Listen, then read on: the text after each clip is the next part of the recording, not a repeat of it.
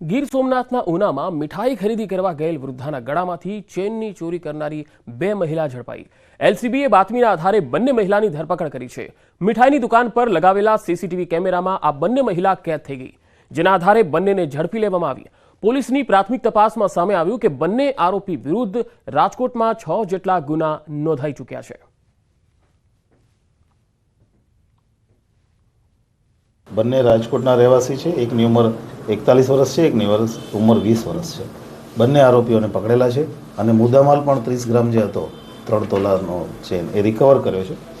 આ આરોપીઓનો ઇતિહાસ રાજકોટમાં અગાઉ સેમ ટાઈપના ચીલ ઝડપના અને સેરવી લેવાના 6 ગુના અગાઉ દાખલ થયા છે। ઉનામાં એ આ કામ માટે જ આવ્યા હતા અને આગળની તપાસ એમાં પણ ચાલુ છે।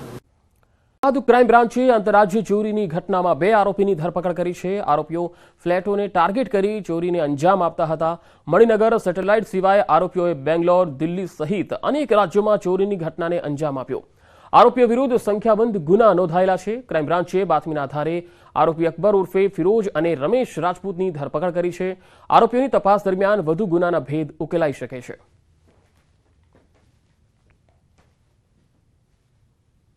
ગુનાની કબૂલાત કરતા આરોપીને સદર ગુનાના કામે 41 વંડી મુજબ એરેસ્ટ કરવામાં આવેલ છે। આરોપીના તપાસ દરમિયાન પૂછપરછમાં આરોપીએ કુલ મહારાષ્ટ્ર રાજ્યના 6, દિલ્હી શહેરના 2 અને ગુજરાત રાજ્યના 2 ગુનાની કબૂલાત કરેલ છે। ગુનાની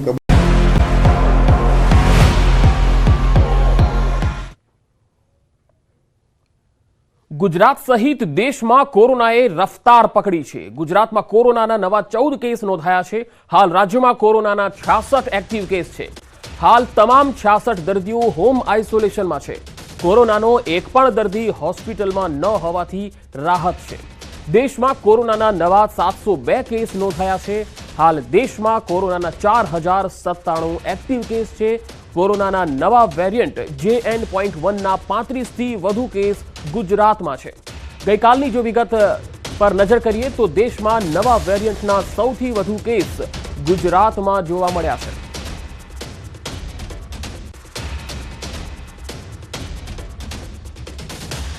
તો ગુજરાતવાસીઓ હવે સાવધાન થઈ જજો। ગુજરાતમાં કોરોનાના નવા વેરિયન્ટ JN.1નું સંક્રમણ વધતું જઈ રહ્યું છે।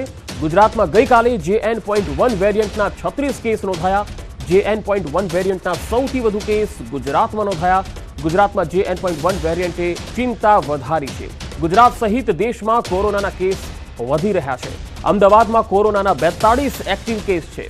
શહેરમાં 8 નવા કેસ નોંધાતા તંત્ર પણ એલર્ટ બની ગયું છે।